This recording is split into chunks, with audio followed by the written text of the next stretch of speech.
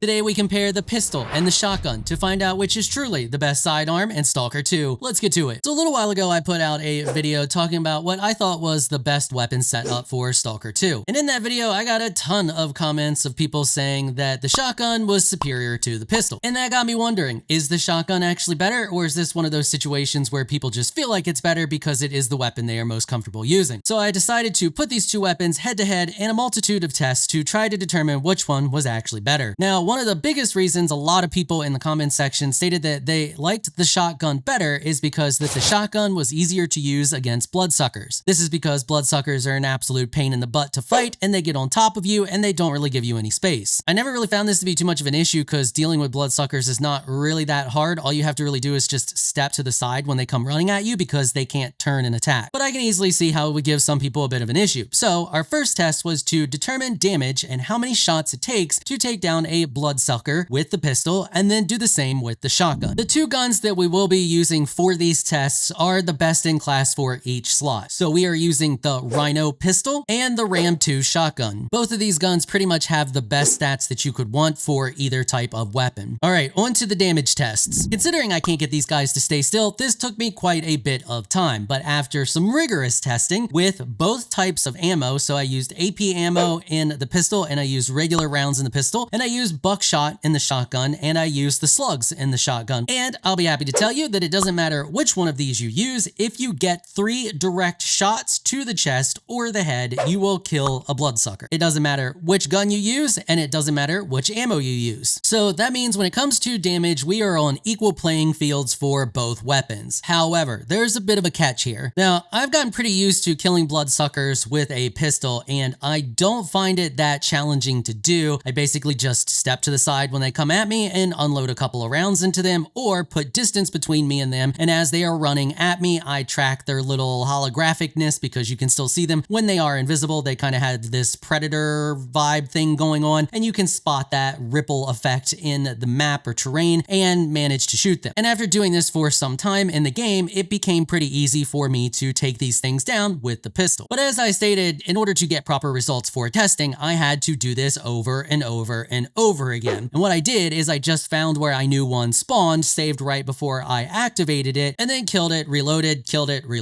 over and over and over again until I felt I had the best possible results. And in doing this with the shotgun, I discovered something. This doesn't happen very often, but I'm man enough to admit when it does, and I was wrong. I probably won't stop using the pistol just because I like the versatility that the pistol gives, and I've just gotten used to using it, but it was indeed much quicker and easier to land 3 shots on a bloodsucker using buckshot specifically than it was to take it down with slugs or a pistol, because they turn sideways when they're up in your face, and it is possible for you to shoot past them with buckshot or a pistol. They're also very fast moving, and they do like to be close to you. Luckily enough, with a buckshot, it does a wide cone in front of you, and you can hit them pretty easily even when they are turned sideways and you're aiming off to the left or to the right of them a little bit. So for someone who is just learning the game, maybe someone who is not really good at first-person shooters, the shotgun would definitely be a better option. However, our tests aren't done, because when it comes to comparing things, we need to compare more than just how I felt and anecdotal evidence. And so far, me feeling like it was easier to nail those shots is kind of anecdotal. So next we needed to test damage against humans and in a situation where you're clearing out a close quarters area. I wanted to get a feel for which one of these felt better. So I know where there's an area, I've already used it for a bunch of different tests where there's a bunch of humans inside of a building. So all I did is I loaded up the pistol, ran in there, and killed all of them in close range with the pistol. And then I went through and did the same thing with the shotgun. I only did this one time each. I did not swap ammos and test the different ammos because we already know from killing the bloodsucker that the damage difference is negligible because it took 3 shots to kill the bloodsucker with every different ammo with both guns. So that tells me at relatively close range, basically indoor fighting, the damage is on par. So for this test, there's 2 things I noticed with the shotgun that I do want to point out. First off, there are 2 times where I hit targets and I didn't insta-kill them. Now looking back through the footage, in one instance, I think I shot off to the right just a little bit too much and I clipped the guy with some of the shots, so it wasn't a direct hit. And it made it look like I hit him, but when reviewing the footage, it looks like I shot to the right just a little bit. There was another point where I think the targets were just a little too far away, and we'll talk about range here in a minute because I did test range, and I didn't